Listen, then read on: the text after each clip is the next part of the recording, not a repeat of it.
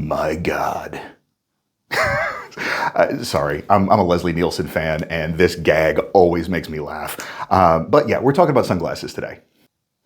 Hey guys, welcome back for another episode of The Suited Shootist. This one I'm very excited about. I have been talking to the folks over at Grayman Co. for a while. They caught my attention, obviously, because they are the first company that I'm aware of that were commercially producing suits geared towards the armed professional. Now, obviously, I'm not an armed professional, but anytime somebody is talking about suit modification for carrying a firearm, it's going to catch my interest. Now, obviously, the channel's not that big, so I'm not doing the numbers to where I was able to sweet talk them into sending me a suit yet. But I also noticed that they started releasing eyewear.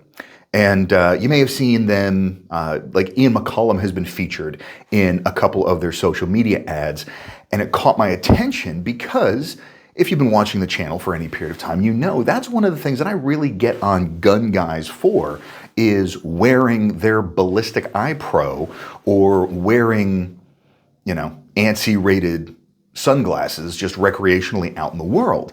And if you are doing something athletic, sure, wearing a pair of Oakleys or something like that isn't a bad idea. And credit where credit's due, Magpul has also been doing a pretty good job lately of kind of more normal-ish looking sunglasses. They still tend to play a little bit more into the rugged aesthetic. Understandably, because that's a good chunk of the target market for the gun space. But for those of us, who tend to maybe lean a little bit more to the refined or the rakish side, there haven't been a ton of options until Grayman decided to start doing sunglasses. And so I was fortunate enough to get a package in the mail last week. And number one, just from the get-go, very impressive packaging, impact-resistant plastic case, and the seal on it is actually so good.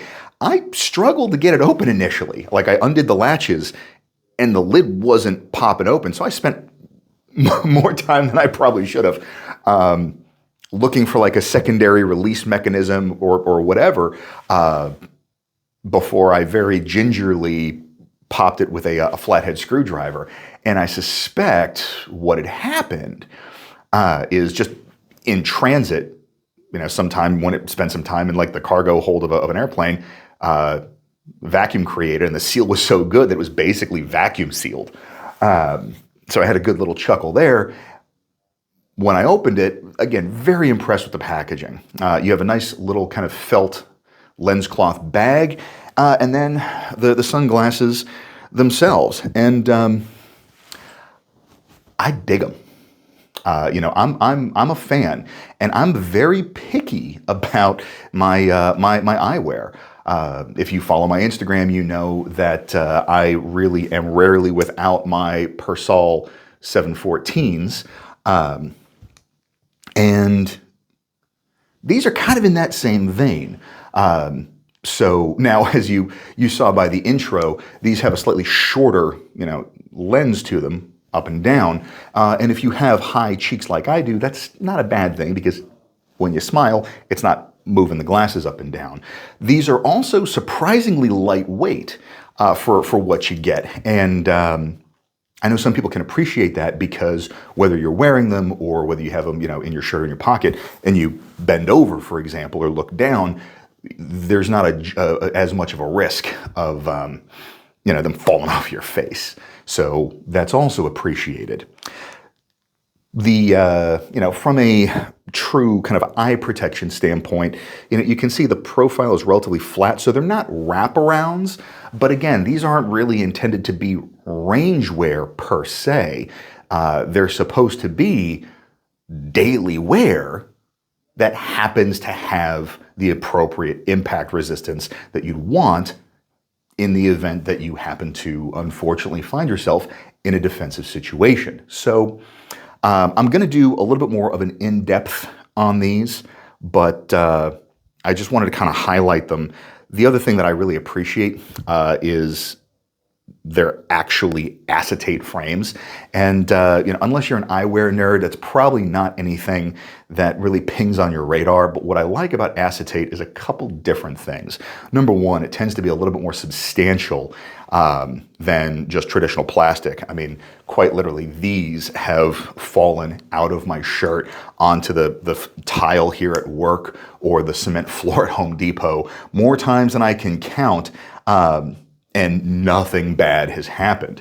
So the acetate gives them a little bit more durability, and quite frankly, it's just attractive as well because you can get that kind of tortoiseshell look, and so you have something that is not as austere as black frame sunglasses, because just like with everything else, black doesn't go with everything. It really is a very stark color. And so I've got one pair of black sunglasses, and I reserve that for if I am going to be in, some kind of either charcoal or, charcoal suit or a tuxedo.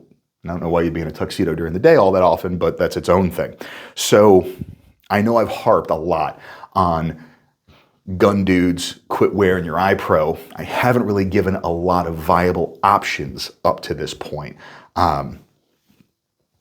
These are definitely one.